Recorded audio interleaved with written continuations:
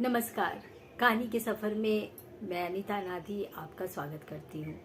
कमला मुखर्जी द्वारा लिखे संस्मरणांजलि से एक और बाबा जी के चमत्कार लेकर आई हूँ। कमला मुखर्जी और दीदी लिखती हैं कि घटना 1965 की है। मैं बहुत दिनों से सोचा करती थी कि अब की बार पूजनी महाराज जी आएंगे तो अपने हाथ से खीर बनाकर उन्हें खिलाऊंगी और भक्तों को भी प्रसाद बांटूंगी। महाराज जी तो कई बार आए भी और भक्तों की भीड़ भी जमा हुई, पर मैं प्रत्येक बार उस भीड़ भप्पड़ में खीर ना बना सकी। मुझे बराबर दुख बना रहा कि महाराज जी आए भी और चले भी गए, किंतु मैं खीर ना बना सकी। फिर एक दिन मैंने निश्चय किया कि खीर बनाकर उनकी तस्वीर के सामने रखकर भोग लगा दूंगी और क्षमा मांग लूंगी। ये सोचकर मैंने दूसरे दिन अपने ग्वाले को कहा कि कल रविवार है, मेरी छुट्टी है, खीर के लिए निखालिस 2 किलो दूध लेते आना। छेना मैंने पहले ही तैयार कर लिया था। दूध आने पर उसे गाढ़ा कर छेने के टुकड़े तथा चीनी आदि डालकर खीर तैयार कर ठंडा करने को रख दिया। अंत में केसर, छोटी इलायची मिलाकर पात्र में डालकर ठंडा कर दिया तथा 1 चम्मच रखकर प्रातः 10 बजे उनकी तस्वीर के सामने चढ़ाकर प्रार्थना किया कि महाराज जी, मुझे पूजा निवेदन करना तथा मंत्र आदि तो आता नहीं है, आप कृपा कर खीर स्वीकार करें। ये कहकर मैंने कपाट बंद कर दिया। करीब 12 बजे मैं उस पात्र को उठा लाई और प्रसाद को बड़े भगोने में रखी हुई खीर के संग मिला दिया। उस दिन शाम को हम लोगों ने doctor Bhaduri, director public health and medical service UP Lucknow को चाय पर बुला रखा था।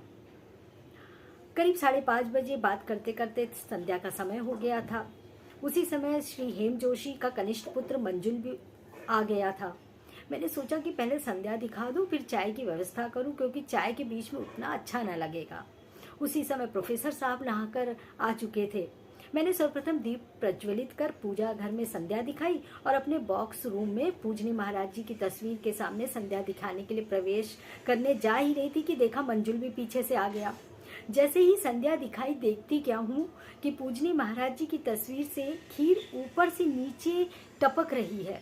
मंजू, जो उस समय कक्षा 7 में पढ़ता था, देखकर कूद पड़ा और कहने लगा, चाची जी, ये तो जादू हो गया, महाराज जी ने जादू कर दिया है। मैं आश्चर्यचकित तथा भ्रमित सी रह गई। कुछ क्षण सोचने लगी कि कोई छिपकली या तो चूहा तो नहीं जिसके शरीर पर खीर लग गई हो और वो ऊपर तस्वीर पर चढ़ गया हो। दूसरे ही क्षण ये विचार आया कि खीर तो सवेरे चढ़ाई थी और ये खीर तो ताजी ही टपक रही है। सवेरे की चढ़ी हुई खीर तो अब तक जम जाना चाहिए। ये तो जैसे अभी किसी ने तस्वीर में लगाई हो। ये सोचकर मैंने प्रोफेसर साहब को जोर से आवाज दी कि एक बार आकर देख जाएं। प्रोफेसर साहब दौड़कर आए और देखकर विस्मित रह गए। तत्पश्चात माँ, मासी माँ, डॉक्टर भादुड़ी तथा श्रीमती भादुड़ी को दर्शन करने बुलाया। उपस्थित भक्तगण पूजनी महाराज जी की लीला देखकर स्तब्ध रह गए। संध्या को रोज श्री मुकुंद जोशी, श्री हेम जोशी तथा श्री राजू पांडे आते थे। उन लोगों ने भी ये चमत्कार देखा। खीर कई दिन तक सूख कर शीशे में चिपकी रही, जिसको भक्तों ने खोट खोट कर खाया। मैं पागल सी खड़ी देखती रही। मेरे मस्तिष्क में एक बार भी नहीं आया कि खीर को प्रसाद रूप में ग्रहण करूं। ऐसी लीलाएं मैं अक्सर देखा करती। देखकर शरीर में रोमांच उत्पन्न हो जाता, हाथ पांव लड़खड़ाने लगते, अपने अस्तित्व का ज्ञान ही न रहता और अपनी तुच्छता का बोध होने लगता। मनुष्य अपने आप कुछ नहीं कर सकता, उसे चलाने वाली एक शक्ति है, सत्ता है। आशा करती हूँ कि महाराज जी की ये लीला सुनकर आपके भी शरीर में एक रोमांच उत्पन्न हुआ होगा।